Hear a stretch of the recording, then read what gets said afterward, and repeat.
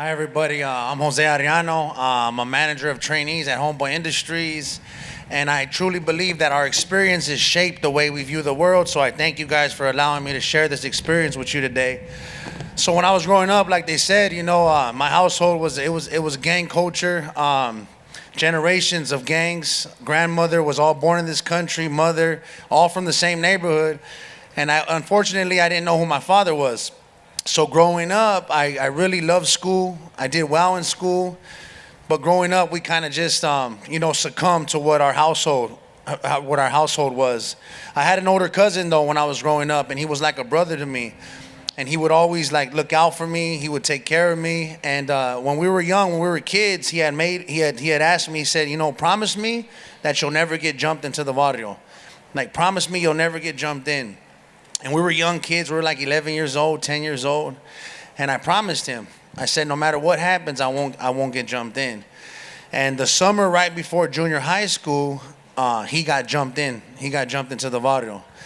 And he didn't consult with me. He didn't tell me. He didn't talk to me about it. It was just a decision that he made on his own. And then things began to really change. He grew distant. It was right before I was going to go into junior high school. By this time, my mother was, she was on drugs and she was dealing with the things she was dealing with. We were struggling financially. And I had another friend, though. His name was Christian, and I would always go to his house. And his mother would always have to tell me to go home, because I would stay real late. I didn't have a curfew growing up. And one night I walked to his house, and I knock at the door. And they come to the peephole, and they didn't answer the door. So I go to the side window, and I knock. And the living room light's on, they're in there watching TV, and then they turned the light off. And I realized that they didn't want me at their house. I realized I had outstayed my welcome. And so I felt really deeply saddened, and even some of the feelings that I was feeling, I was so young, I wasn't even able to identify what I was feeling. All I remember is that I walked back to my apartment, and I walked to the top of the hill. And when I got to the top of the hill, my cousin was there, another one of my cousins, and one of my homeboys was there. And that was the night that I decided to get jumped in. So my homeboy looks at me and he asks me if I'm ready, and I tell him yeah. And we walked across the street, and they jumped me and they beat on me, and then after they embraced me. But that decision changed the course of my life. And 8 months prior to that decision, my cousin that I promised to never get jumped in, he was murdered at 14 years old.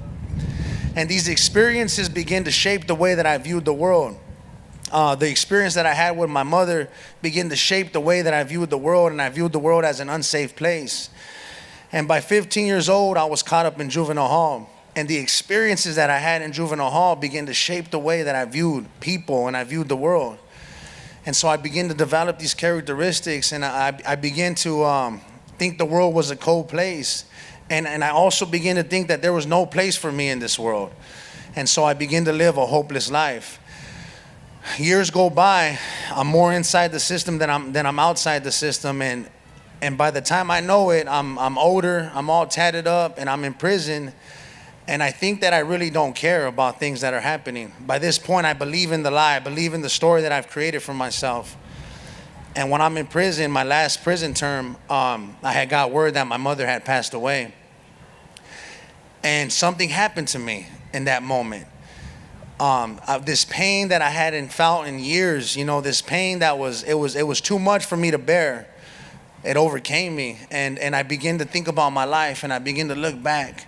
And I began to ask myself, like, where did things go wrong? And I remember sitting in a prison cell, looking in the mirror and not knowing the man that I was staring at. And that is the moment that I began to cry out to God. And God answered my prayers in the form of a story. The form of a story about a man named Father Gregory Boyle, who had created a place, for people that society had deemed, not connected to, and people that were not able to change. So I come to Homeboy Industries, and 3 days after I parole, I come to Homeboy Industries, and the experiences that I have had there they begin to reshape the way I viewed the world. And I remember this one experience, and I'll leave you guys with this experience. My little brother was, when my mother had passed away, I was the oldest of 5, so my brothers and sisters were kind of scattered about. When I got out of prison, I found my little brother, and I didn't really know him because I went away when he was a kid. So when I came back, we were trying to get to know each other, and I brought him to Homeboys because Homeboys has a school, and I wanted him to graduate. And back then, I was a lot thinner back then. I was like 50 pounds thinner. So my brother and I, we would share the same clothes. So if I had these pants on today, my brother would have them on tomorrow, and we would switch out shirts.